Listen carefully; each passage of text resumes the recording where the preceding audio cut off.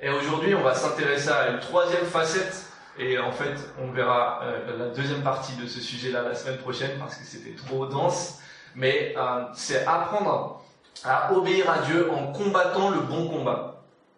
Apprendre à obéir à Dieu en combattant le bon combat. On a vu la semaine dernière quelque chose de paradoxal dans la vie du disciple, c'est que d'un côté, Dieu va lui donner la paix. Lorsqu'il fait confiance à Dieu, il nous a dit, il va donner cette paix qui dépasse toute intelligence, cette paix que Dieu peut nous donner en dépit des circonstances difficiles. Donc, il connaît cette paix, et en même temps, il est aussi engagé dans un combat sans merci. Et David Brown aime souligner que ça fait partie de l'héroïsme du quotidien pour le disciple. C'est intéressant. Il dit, le quotidien, le banal, là, vivre en disciple dans le quotidien, dans ce qui est banal, c'est héroïque. Mais oui. Apprendre à faire confiance à Dieu dans le banal du quotidien, c'est héroïque. Et donc, le disciple est engagé dans ce combat, dans ce bon combat. Le disciple n'oublie pas qu'il s'agit d'un bon combat. À plusieurs reprises, Paul, dans ses lettres, notamment à son bien-aimé frère Timothée, lui dit « Combat le bon combat de la foi, saisis la vie éternelle ». Il le dit encore à d'autres reprises, et à la fin de sa vie, dans à nouveau une lettre qu'il envoie à Timothée, il est prisonnier, Paul, et il écrit « J'ai combattu le bon combat, j'ai achevé la course, j'ai gardé la foi. » Il a combattu le bon combat. Alors, David Brown, dans son livre, rapporte que pendant une étude biblique, du coup, il y a un jeune chrétien qui lui a posé la question, mais si nous devons combattre le bon combat, c'est quoi le mauvais combat? Bonne question. Et il lui a répondu que le mauvais combat, ça serait de combattre contre les autres. En effet, la Bible nous donne une réponse à cette question dans ce chapitre, dans la lettre aux Éphésiens, qui parle de l'armure du chrétien. Éphésiens chapitre 6, et Paul écrit « En effet, ce n'est pas contre l'homme que nous avons à lutter, mais contre les puissances, contre les autorités, contre les souverains de ce monde des ténèbres, contre les esprits du mal dans les lieux célestes. » On n'a pas à lutter contre les hommes, mais contre des puissances spirituelles. Mais dans un sens, nous n'avons pas à lutter contre les êtres humains, et pour cause, Jésus nous appelle à aimer les êtres humains, ceux qui nous entourent, ceux qui lui appartiennent, ceux qui ne lui appartiennent pas. Nous sommes invités à aimer notre prochain. Alors, il y a pas mal d'exemples de combats qui sont renseignés dans le Nouveau Testament, et on voit que ces combats ne sont pas réservés à une élite, à une catégorie de super chrétiens. Comme on a dit dans la première session, être disciple, c'est équivalent à être chrétien. Être disciple, c'est pas une catégorie de chrétiens plus des chrétiens super consacrés. Voilà. Lui, il est disciple. Non. Donc, les combats dont le Nouveau Testament nous parle ne sont pas réservés à une élite. Et Paul écrit, les tentations qui vous ont assaillis sont communes à tous les hommes. Nous avons tous les mêmes tentations. Et Paul, ensuite, va parler de cette notion de combat, notamment de la façon suivante. Il dit, c'est lui, Christ, que nous annonçons en avertissant et en enseignant tout être humain en toute sagesse afin de faire paraître devant Dieu tout homme parvenu à l'état d'adulte dans son union avec Christ. Voilà pourquoi je travaille et je combats par la force de Christ qui agit puissamment en moi. Je tiens en effet à ce que vous sachiez combien rude est le combat que je livre pour vous et pour les frères et sœurs qui sont à Laodicée, comme pour tous ceux qui ne m'ont jamais vu personnellement. C'est dans la lettre qu'il adresse aux chrétiens de Colosse. Alors l'apôtre évoque ici son travail et son combat. Alors on peut se demander de quoi il s'agit, parce que en plus il n'a jamais rencontré les chrétiens de Colosse. Il explique dans le premier chapitre de sa lettre, c'est pas lui qui a fondé l'église à Colosse, c'est un collègue qui s'appelle Épaphras, etc. Et il envoie une lettre pour les fortifier. Qu'est-ce que ce combat dont il parle? Il dit, je livre un combat pour vous. Et bien quand on lit sa correspondance, on voit qu'il a prié pour eux. Il a écrit des lettres pour les enseigner. Il s'est employé à leur envoyer des personnes dans cette communauté-là pour que ces personnes puissent les aider à progresser dans la foi. C'est ce qui transparaît dans ses écrits aux Colossiens. Et d'ailleurs, dans d'autres lettres, Paul mentionne d'autres frères d'armes et sœurs d'armes. C'est lui-même qui utilise ce genre de vocabulaire. Il dit par exemple dans sa lettre à Philémon, Paul, le prisonnier de Jésus-Christ, et Timothée, notre frère, salue Philémon, notre cher ami et notre collaborateur, ainsi qu'Appia, notre sœur, Archippe, notre compagnon d'armes, et l'église qui s'assemble dans ta maison. Donc ce Philémon, il y a une église qui s'assemble chez lui, et il écrit une lettre. Et il parle d'un certain Archippe, notre compagnon d'armes. Dans une autre lettre, il écrit « J'encourage Évodie et Syntyche à vivre en plein accord dans le Seigneur.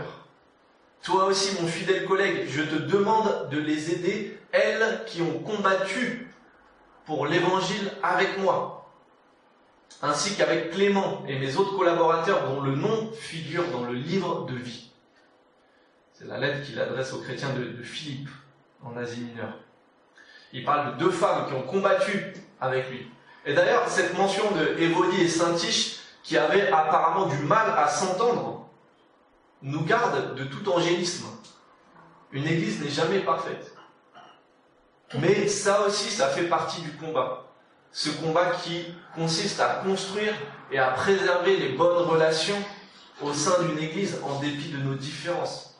Différences d'âge, différences de sexe, différences de culture, de tempérament, de niveau d'études, de vécu personnel, de vécu d'église, de sensibilité théologique, etc. Il y a tellement de différences. Mais si nous avons reçu par la foi Jésus, nous sommes unis par le même Seigneur et le même Esprit, et il nous appartient de nous efforcer de conserver l'unité que donne l'Esprit, comme dit Paul aux Éphésiens. Alors on va voir maintenant 3 domaines où le combat est particulièrement rude. On en verra 2 aujourd'hui, et la semaine prochaine on verra le 3e. Et tout cela en puisant dans le Nouveau Testament où il est utilisé le mot de combat, cette notion de combat. Je rappelle juste le contexte de rédaction de ce livre-là. David Brown, il a voulu sonder qu'est-ce que c'était qu'être disciple de Jésus-Christ. Et il y avait pas mal d'idées qui étaient véhiculées ici ou là, et il voulait tester. Il a pris 48 heures non-stop pour relire tout le Nouveau Testament. Et il a pris des feuilles pour noter tout ce qui était dit au sujet des disciples et des différents aspects. Et c'est là qu'il a défini ce qu'il avait déjà senti, ces 4 facettes. Adorer Dieu, lui faire confiance, et là combattre le bon combat. La semaine prochaine on verra le dernier. Et donc, dans son étude du Nouveau Testament, il a regardé c'est quoi ce combat. Et d'abord le premier combat dont il est question, c'est le combat de la prière, comme Laetitia a mentionné tout à l'heure. Combat de la prière. Dans la lettre que Paul adresse aux chrétiens qui sont à Rome, à la fin, Paul il développe sa pensée sur sa mission et sur ses projets. Alors, il leur explique qu'il s'est fait un point d'honneur à aller annoncer la bonne nouvelle de Jésus là où personne ne l'avait fait. Donc, il veut aller annoncer là où Jésus n'a pas été annoncé. Et donc, il leur expose un projet qui est de partir jusqu'en Espagne, loin de Jérusalem, loin du berceau du christianisme. Et il réclame pour cela l'intercession, c'est-à-dire la prière de ces chrétiens à Rome pour lui, et il la qualifie de combat. Il leur écrit « Je vous en supplie, frères et sœurs, par notre Seigneur Jésus-Christ et par l'amour de l'Esprit, combattez avec moi en adressant à Dieu des prières en ma faveur. Priez afin que je sois protégé des incrédules de la Judée et que l'aide que j'apporte à Jérusalem soit bien accueillie par les saints. Ainsi je pourrai venir chez vous dans la joie, si c'est la volonté de Dieu, et trouver un peu de repos au milieu de vous. » Il leur demande de combattre avec lui. combattre avec lui dans la prière par rapport à tous ces projets qu'il a, d'être protégé des incrédules de la Judée, prier que l'aide, la collecte qu'il est en train de faire pour l'église à Jérusalem, qui est dans un état de dénuement, puisse être bien accueillie là-bas. Et puis, il souhaite, si c'est la volonté de Dieu, trouver un peu de repos au milieu des chrétiens à Rome. Donc, il souhaite aussi les visiter. Alors, ce qui est intéressant, c'est que le résultat est tout autre que ce que Paul avait imaginé. Alors, par rapport au deuxième sujet de prière, que la collecte qu'il a réunie auprès des églises dans la Grèce, etc., puisse être bien accueillie à Jérusalem, ça, RAS, tout va bien. Le texte nous rapporte dans le livre des Actes qu'il a apporté cette collecte-là, et c'était bien accueilli. La solidarité, évidemment, a été appréciée de la part des chrétiens de Jérusalem. Mais regardons en ce qui concerne le premier souci de Paul, il dit qu'il veut être protégé des incrédules de Judée. Alors Dieu a exaucé cette prière, mais d'une manière peut-être inattendue. Dieu a permis, lorsque Paul va se rendre à Jérusalem, il va être confronté à une opposition des gens qui veulent attenter à sa vie et qui l'accusent, et il va être protégé par l'intervention du commandant de la garnison romaine de Jérusalem. On l'avait lu ensemble parce qu'on a fait une série dans le livre des Actes des Apôtres l'année dernière. Et ce même commandant, qui s'appelle Claudius Lysias, va donc protéger Paul d'être en gros lynché directement dans la rue. Et ensuite, il va être informé d'un projet d'attentat contre Paul, et il va donc décider d'envoyer Paul de nuit dans une autre ville, à Césarée, accompagné d'une escorte de 470 militaires en tout, 200 légionnaires, 70 cavaliers et 200 autres soldats, nous rapporte le texte. Donc, il a été protégé, mais dans des conditions où il a quand même failli y passer. Il a ensuite eu un projet d'attentat contre lui, etc. Et puis enfin, le troisième sujet de prière, il dit, Paul, qu'il aimerait jouir un peu de repos parmi les Romains.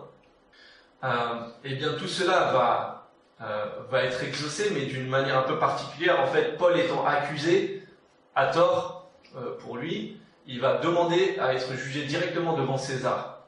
Et donc, il faut pour cela qu'il aille jusqu'à Rome. Mais il a été conduit à Rome en passant par un naufrage, où ils ont failli tous mourir sur ce bateau-là. On l'avait lu aussi dans le livre des Actes. Et puis ensuite, quand il va arriver à Rome, en fait, il va être assigné à résidence. Il va être en sorte de prison surveillée. Il est en résidence surveillée. C'est comme aujourd'hui s'il avait un bracelet électronique et il ne doit pas bouger de chez lui. Donc, c'est intéressant, parce que ça nous renseigne sur le combat de la prière dans tout ça. On voit que tout n'est pas automatique. Un problème, une prière, une solution. Le disciple se trouve dans un monde hostile face à ses convictions, et il doit prier pour que la volonté de Dieu se fasse sans qu'il la connaisse à l'avance. Pas forcément comme ça que Paul avait envisagé d'aller jouir du repos à Rome, d'être protégé. Il y a eu beaucoup de choses difficiles. Et donc c'est ça aussi, cet héroïsme du quotidien dont parle David, c'est d'apprendre à faire confiance à Dieu sans connaître à l'avance ce qui va nous arriver, sans que Dieu réponde exactement comme on pense. Et tout cela sans céder au fatalisme et à la passivité. Parce que Paul, vous voyez, il forme des projets. Il forme des projets où il pense Dieu l'a guidé. Par exemple, il dit qu'il veut aller en Espagne annoncer l'évangile. Et d'après les textes du Nouveau Testament, on n'a aucune trace de ce passage en Espagne. Et on suppose qu'il n'a jamais pu aller en fait en Espagne.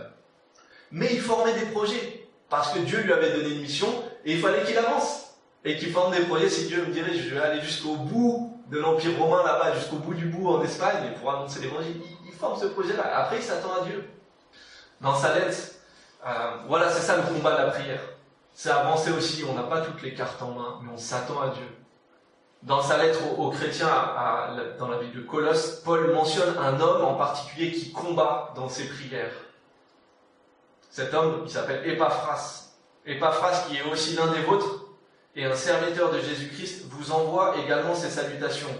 Il combat sans cesse pour vous dans ses prières, pour que vous teniez bon.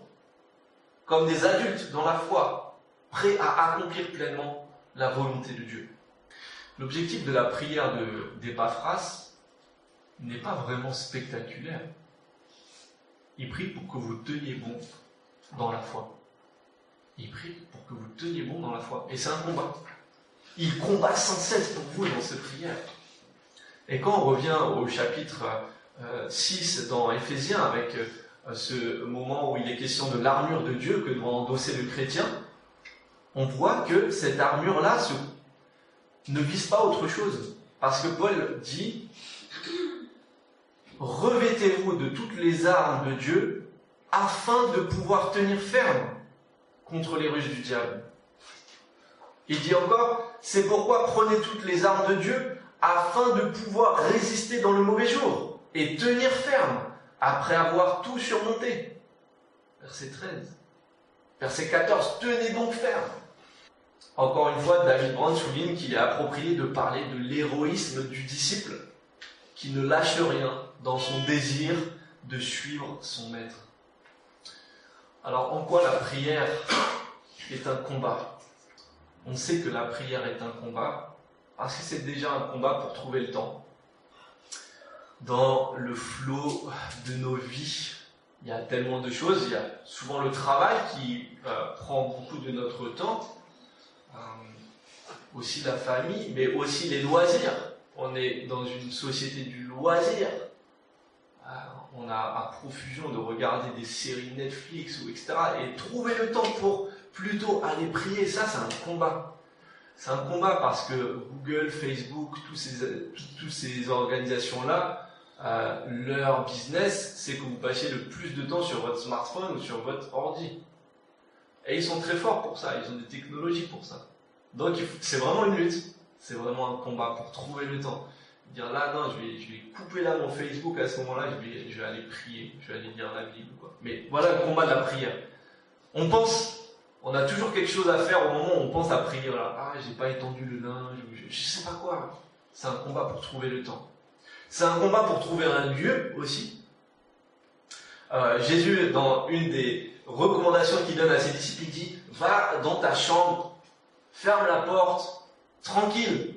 Et là, prie ton Père qui est dans le lieu, qui est au ciel. » Donc, on n'a pas tous un coin tranquille pour prier. On est en Ile-de-France, on n'a pas 10 000 chambres ou comme dans certains films on voit, voilà, ça c'est ma salle dédiée à la prière, prayer room. Je sais pas si certains ils avaient vu le film là. Donc il y a une femme, bon, je crois que c'est un peu dans un placard ou un dressing qu'elle a fait son endroit de prière. Bon, on peut peut-être trouver un dressing. Après on va pas étouffer dans le dressing, mais bref, c'est pas facile de trouver un coin tranquille pour prier. Moi, un truc que j'utilise pour être tranquille, je sais pas si certains ont ça, mais c'est un casque qui permet d'annuler les bruits autour. Ça s'appelle noise cancelling. Ça permet de réduire le bruit ambiant. Donc des fois, quand je suis à la maison, je travaille dans la chambre pour la prédication ou quoi que ce soit, et qu'il y a un peu les enfants autour, tac, je mets le casque. Ça peut être un moyen. Mais trouver un endroit calme pour être vraiment concentré sur ce moment de prière, c'est aussi un combat. Et je trouvais très amusant dans une session de questions-réponses avec le pasteur Tim Keller, qui est décédé récemment et qui était interviewé avec sa femme par rapport à voilà ce temps de recueillement avec Dieu. Et donc la personne qui était l'animateur dit « Mais alors comment vivre ces choses-là? Quels conseils vous pourriez nous donner ?» Et là Tim Keller il rigole parce qu'en fait il répond « Vous savez, ces jours-ci, j'ai mon fils et toute sa famille qui ont débarqué à la maison. Et franchement, c'est pas facile d'avoir un endroit calme. » Donc il a rigolé quand je lui ai demandé « Dites-nous vos astuces par rapport à ça. » Et du coup, c'était rigolo. Donc il dit « J'habite à New York, on n'a pas des mètres carrés à profusion, donc c'est pareil qu'à Paris pour nous. Hein. » Et donc, voilà, je sais même plus ce qu'il a dit du coup, mais je crois qu'il fermait la porte de sa chambre pour essayer de se concentrer. Mais il y avait les petits enfants qui étaient là, etc. Donc on voit c'est un combat et il n'y a pas de... C'est pas facile pour nous. Ensuite, il y a ce combat pour ne pas voir la prière comme une perte de temps. Parce que naturellement, devant tout un tas de choses, on veut agir. C'est logique, comme je dis tout à l'heure, on ne vit pas dans la passivité, parce que Dieu est là, mais on doit faire notre part, on doit agir. Mais parfois, on va peut-être avoir une tendance à zapper la case prière. Parce que tout de suite, on dit telle situation, tac, je vais faire ça. Mais il y a tellement de situations, et en réalité, toutes les situations de la vie, on peut les remettre à Dieu. Parce que bien souvent, on manque de sagesse. Voilà, tiens, il y a un conflit au boulot avec telle personne. Ah, je vais aller lui dire ça. Ou tiens, je vais répondre à un tel mail comme ça. Et j'apprends à être patient. J'apprends à dire, tiens, cette situation-là, on va déjà remettre ça à Dieu. Je ne vais pas répondre tout de suite. Tiens, cet email, je vais le laisser en brouillon. Je vais l'envoyer demain. Ou peut-être je ne l'enverrai pas demain. Mais en tout cas, il y a ce combat pour être convaincu. Ce n'est pas une perte de temps. Il y a un homme qui s'appelait George Muller. Il a administré des orphelinats pour des milliers d'enfants. C'était à Bristol, dans le nord de l'Angleterre, au 19e siècle. Et il était devant tellement de boulot. Il a monté ça alors qu'il n'avait pas l'argent, mais Dieu a pourvu. Chaque jour, il priait que Dieu y pourvoie. Et il commençait ses journées très tôt dans la prière, parce qu'il disait, j'ai tellement de choses à faire que je dois commencer dans la prière. Vous voyez comment c'est contre-intuitif? On pourrait dire, j'ai tellement de choses à faire que j'ai pas le temps pour la prière. Mais lui, il disait, j'ai tellement de choses à faire aujourd'hui que je dois remettre ça dans la prière. Combat pour ne pas voir la prière comme une perte de temps par rapport à l'action. Combat ensuite pour ne pas être distrait. Vous avez tous expérimenté ça. On veut prier et puis nos pensées commencent à vagabonder. Ah, on commence à penser, alors là, moi, une astuce que j'ai des fois, c'est que j'ai juste un petit papier en général où je mets un peu les choses, c'est un peu ma to-do list ou les choses que je veux faire cette semaine. Et quand il y a des choses qui viennent me perturber, juste je prends un moment juste pour l'écrire, pour que ça ne me perturbe pas de trop. Je passe à autre chose, je l'ai noté, donc on y reviendra plus tard. Mais c'est un combat pour ne pas être distrait dans la prière. Peut-être on est les yeux fermés, peut-être on est fatigué. Peut-être il y a un bruit, là il y a un marteau-piqueur dans l'immeuble à côté. Moi je suis sensible au bruit, donc ouais, dès qu'il y a un bruit en fait ça me distrait, ça me capte. Donc pour ne pas être distrait, c'est un apprentissage, mais quand on prend du temps dans la prière, je crois qu'au bout d'un moment en fait on peut vraiment rentrer dedans. Je ne sais pas si vous avez déjà senti ça. Vous commencez à prier 1 ou 2 minutes et là vous commencez vraiment à être entre guillemets, connecté à Dieu, vous êtes vraiment dedans. Là, vous commencez vraiment à vivre ce moment. Il faut être patient dans la vie de prière. J'ai beaucoup de mal aussi, mais combat pour ne pas être distrait. Et enfin, combat pour prier en appréciant justement la relation avec Dieu et non pas seulement pour lui présenter une liste de requêtes. Là aussi, je reconnais tellement de fois. Je viens à Dieu directement, j'ai ma liste de requêtes. Mais la prière nous a été donnée pour être en communion avec Dieu, pour apprécier cette rencontre avec lui. Pas seulement pour venir lui présenter notre liste. Il y a un temps pour tout. Il y a un temps pour présenter nos besoins à Dieu. Il n'est pas indifférent à nos besoins, même les plus petits. On peut tout lui remettre.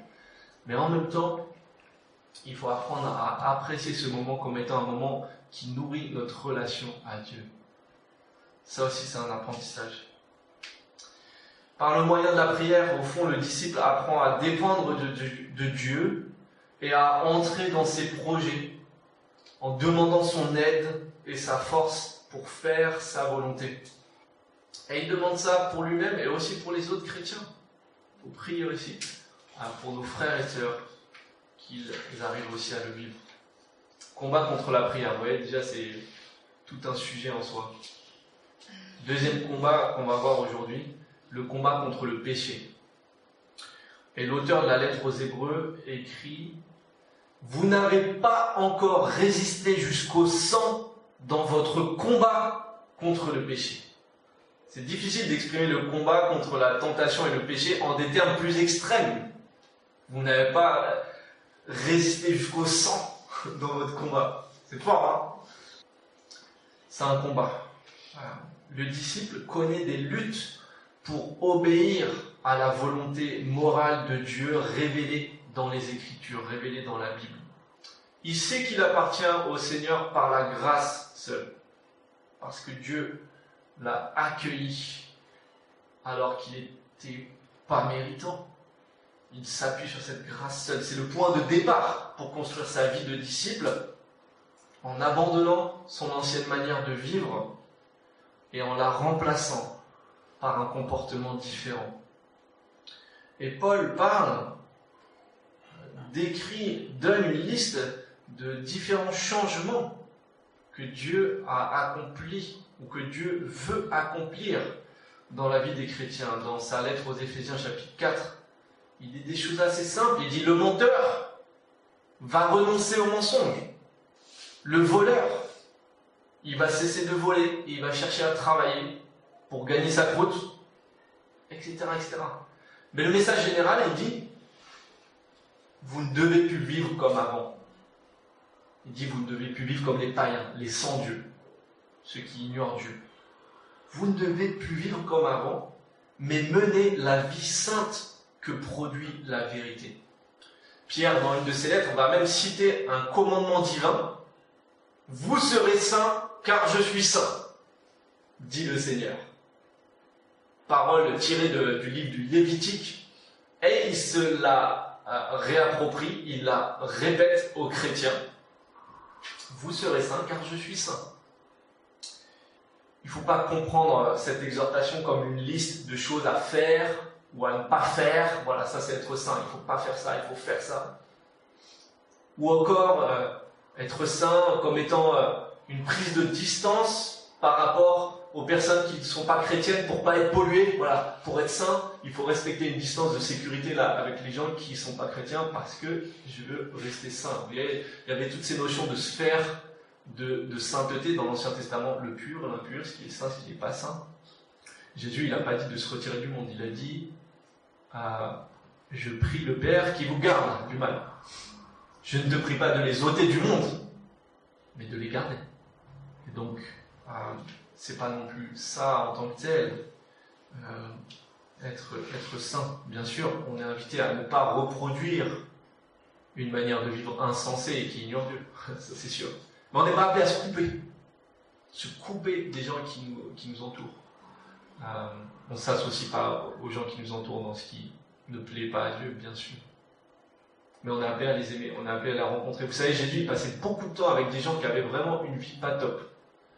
C'était des pécheurs notoires. Et Jésus se faisait critiquer pour ça. Pourquoi tu fais ça? Pourquoi tu es avec eux? Pourquoi tu es à table à manger avec des prostituées, manger avec des collabos, là, les collecteurs d'impôts? Jésus se faisait critiquer pour ça. Mais Jésus n'était pas souillé par la présence des gens qui l'entouraient. Il venait leur manifester la grâce de Dieu. Et il y a quelque chose qui nous parle aussi pour nous-mêmes.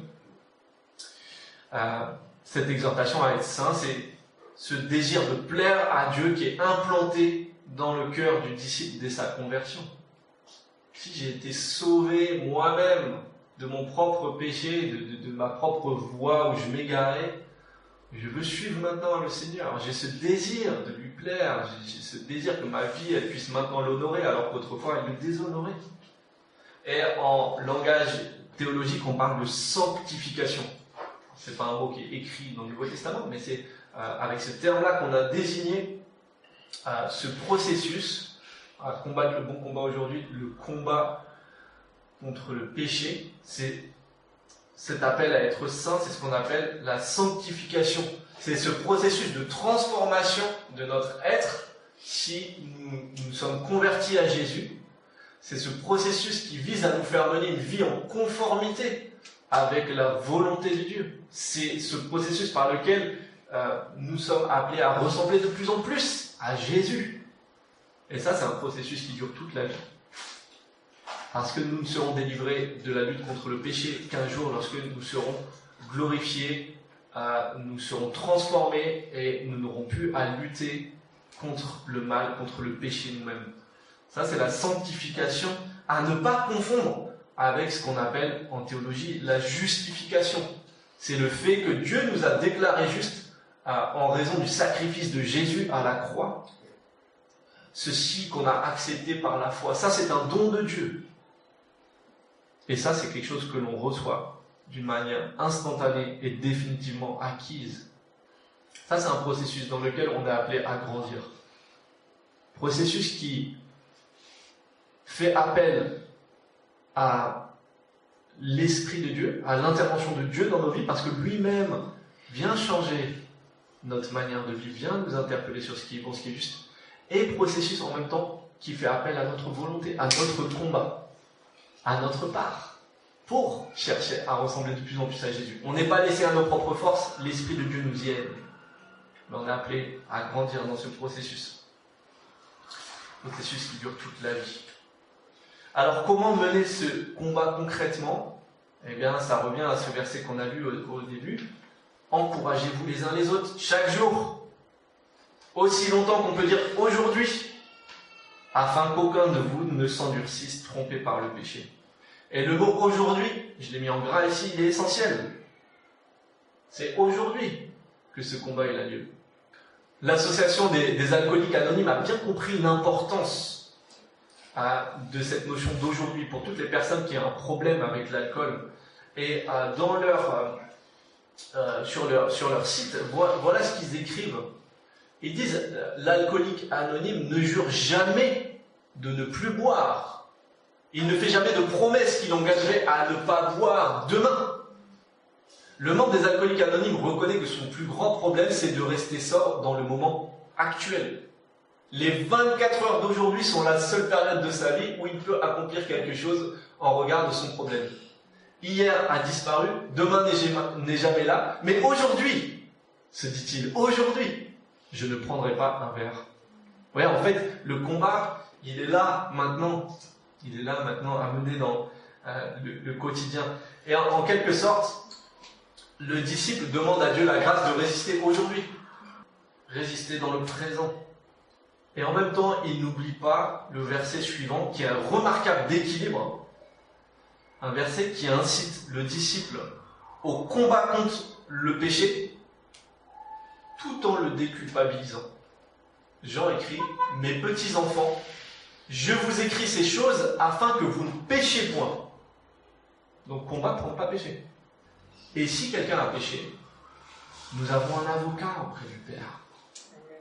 Jésus-Christ le juste. Il y a ce combat, mais toujours assis sur ce socle de la grâce et du pardon qui se trouve en Jésus-Christ. Et c'est ici désigné avec cette fonction d'avocat. Jésus-Christ nous défend, il dit, j'ai payé pour lui.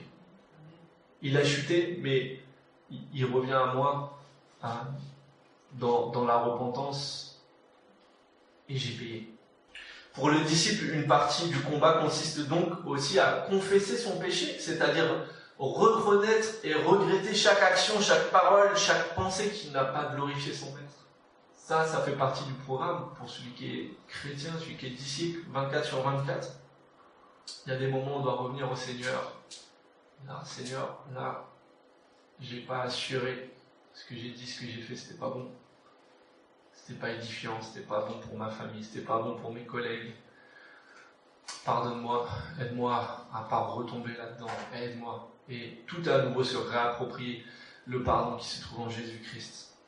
Parce que le disciple sait que si nous reconnaissons nos péchés, il est fidèle et juste pour nous les pardonner et pour nous purifier de tout mal, en vertu de l'œuvre de Jésus. Et donc on voit qu'il n'y a pas de place là pour rester dans la culpabilité si nous revenons au Seigneur avec un cœur repentant. Nous réapproprions, nous venons saisir le pardon qui nous est offert en Jésus-Christ aujourd'hui. Combattons donc le bon combat, pas le mauvais, combattre les uns contre les autres, avec la force que Dieu nous donne, en nous encourageant les uns les autres à tenir bon aujourd'hui, dans le combat de la prière, dans le combat contre le péché, et on peut aussi aider un frère à se relever, qui va nous dire « Ah, j'ai fauté ». Ok, mon frère, repens-toi, viens au Seigneur, on va prier ensemble. S'il y a une lutte que tu veux me confier, on va prier ensemble. Que le Seigneur il t'aide, tu vas me dire comment ça se passe. On va lutter ensemble. Combat aujourd'hui de la prière, combat contre le péché. Et dimanche prochain, combat de la foi.